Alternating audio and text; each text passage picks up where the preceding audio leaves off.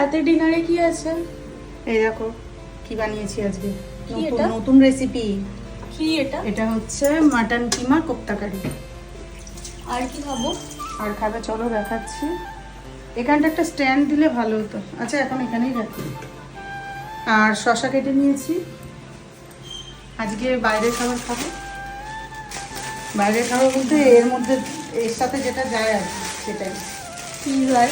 দাদাকে বললাম যে কি খাবো তাহলে এর সাথে, দাদা বললো দাঁড়াও নিয়ে আসি। এই যে এটাতে কি এনেছে দেখি, দুটো তো টোপলা দেখছি। এখন পুরোটা খুলবো না, ঠান্ডা হয়ে যাবে। ও এখানে আছে রুমালি রুটি, এই যে রুমালি রুটি। আর হচ্ছে দেখাই কি দিয়ে আছে,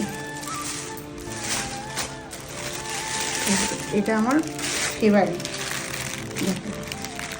আচ্ছা পরোটা, তুমি কি খাবে একটু? হ্যাঁ হ্যাঁ হ্যাঁ। তাহলে আমার থেকে আমি একটুখানি দিয়ে দেবো।